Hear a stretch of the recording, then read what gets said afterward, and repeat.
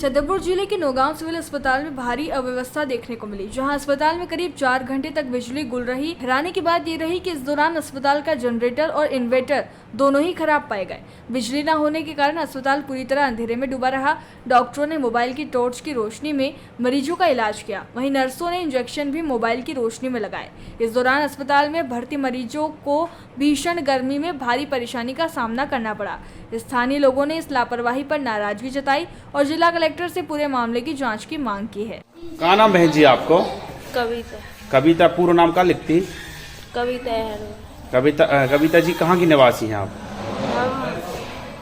हम भगाई के, लेकिन आपने हुआ किया। आपकी कुआं की तबीयत खराब हो गई? पिताजी की? हाँ जी, हमारे पिताजी यहाँ तो कब से भर्ती होते? कल से है। कल से। तो आज क्या वजह से लाइट चली गई? क्या वजह से परेशान हो रही? 4 बजे से। 4 बजे से लाइट नहीं आई है। हाँ। और बज के गए 7 बज गए। 3 घंटा से लाइट नहीं है। हाँ। तो ऐसी गर्मी में ऐसी परेशान हो रही, मच्छर काट रहे जैसे। हाँ। है कहीं नहीं है कौन से तुमने स्टाफ में कि लाइट जलवा दो? मतलब ऐसे ही चल रहा है कि लाइट जला दो। अब पिताजी भी कहता रहा है कि भाई साहब लाइट जलाओ। कोई भी किसको दिखाने आए थे? नौगांव सामुदायिक स्वास्थ्य केंद्र। यहाँ पे हम लोग ऑपरेशन करवाया है। किसका? ग्वालियर में करवाया था। किसका? चाचा का। पिताजी का? हाँ। क्या नाम लिखते हैं वो? हरिश्चंद्र पाल। हरिश्चंद्र पाल। यहाँ आज लाइट नहीं है, शाम 4 बजे से कितने घंटे लाइट नहीं रही? 3 घंटा। कितने घंटे? 3 घंटा।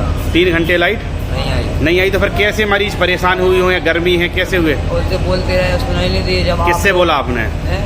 सिस्टर लोगों से। अच्छा, किसी ने नहीं सुना? नहीं, जब आप लोग आए, आपने जब वीडियो बनाया, उससे फिर इसके बाद लाइट चालू किया उन लोगों। कितने घंटे बाद किया? 3 घंटे बाद। 3 घंटे बाद। तो मतलब फिर हवा कैसे करते रहे पिताजी को? ऐसे करते हैं, 100 तौलिया। जी सर, क्या नाम है आपका? मेरा नाम डॉक्टर आदित्य प्रताप सिंह है। मैं करंटली अभी मेडिकल ऑफिसर हूँ CHC नौगांव में। नौगांव में सर 4 बजे से सर लाइट नहीं थी। 7:13 पर सर लाइट आई है, लगभग 3-3.25 घंटे बाद। सर क्या कारण रहे सर?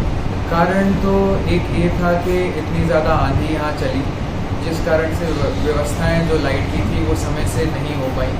और इसके लिए मैंने अधिकारियों और जो कि इस चीज़ के लिए जिम्मेदार थे उनको हमने कॉल किया और जितने जल्दी से जल्दी हो सका तो ये हमने व्यवस्था कराई। सर हॉस्पिटल में सर 2 जनरेटर रखे हुए हैं, तो सर फिर 3 घंटे क्यों लग गए सर लाइट ओपन होने में? उसमें कुछ टेक्निकल इश्यूज आ गए थे, जिस कारण से पहले वो इश्यू को हमने रेक्टिफाई किया। उसके जितने जल्दी हो सकता था हमने वो इश्यू को क्लियर करते हुए सर 3 घंटों 3.25 घंटे में सर आपने और आपके स्टाफ ने सर मोबाइल की टॉर्च में इंजेक्शन लगाए देखे हैं सर। तो मरीज़ भी गर्मी से बहुत परेशान है क्योंकि उमस हो रही है सर। तो कैसे सर उनको राहत मिल पाई? 3.25 घंटे से परेशान मरीजों ने आरोप लगाए, कई बार वो बोल चुके हैं, लेकिन लाइट ओपन नहीं हो पाई 3.25 घंटे तक।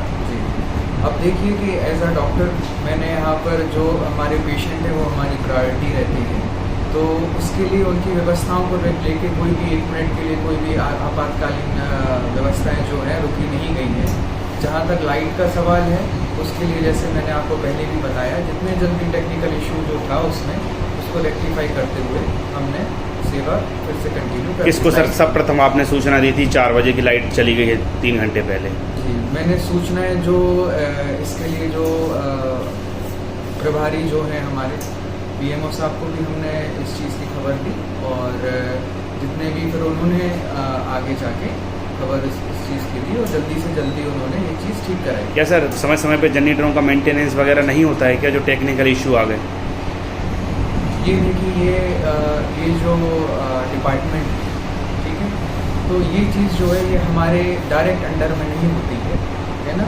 ये जो इश्यूज़ होते हैं वो समय समय पे इसकी चेकअप तो होते हैं, लेकिन ये मशीन की चीज़ है, कभी भी गड़बड़ आ सकती है।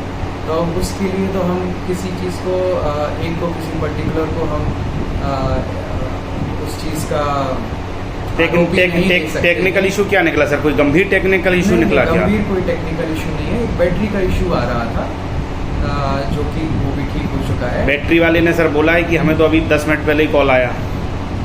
तो वो उस चीज़ का मैं खबर ये प्रूफ नहीं दे सकता किसी ने क्या बोला है, ठीक है। मैं उस चीज़ का कहीं लिखित में नहीं है, कुछ ऐसा नहीं है, कोई भी कुछ भी बोल सकता है। मतलब 3.25 घंटे के बाद सब लाइट ओपन हो पाई है, सही है बात? हाँ, बात ये है आज थोड़ी टेक्निकल इशू हो गया था, लेकिन अभी सेवाएं तुरंत चालू हैं। सेवाएं किसी भी प्रकार से उसको कोई भी कमी नहीं रही है और हमने लगातार ही मरीजों की देखभाल की है, कोई भी उन्हें समस्या नहीं आने दी है। छतरपुर से भरत यादव की ये रिपोर्ट।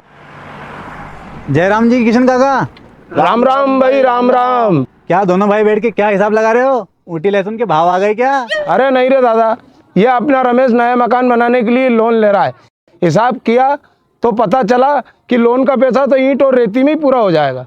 और अभी तो सीमेंट लानी है, सलिया लाना है और तो ठेकेदार को भी पैसे देने हैं। मेरे तो कुछ समझ में ही नहीं आ रहा कि कैसे बनेगा मेरा नया मकान। अरे किशन काका, कहाँ इन रेत सीमेंट और लाल ईंटों के चक्कर में पड़ रहे हो? मेरी बात मानो तो अपने घर को बाबजी एएसी ब्लॉक से बनवाओ।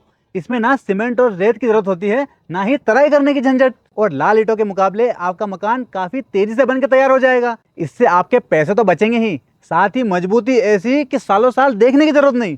और इससे आप अपना मकान ही नहीं, कुएं और खेत की बाउंड्री वॉल भी बनवा सकते हो, जिससे रोजड़ों की समस्या भी खत्म हो जाएगी। वाह भाई, ये तो कमाल की चीज है। फिर तो मैं अपना घर बाबजी ब्लॉक से ही बनवाऊंगा और मैं अपने खेत की बाउंड्री वाल।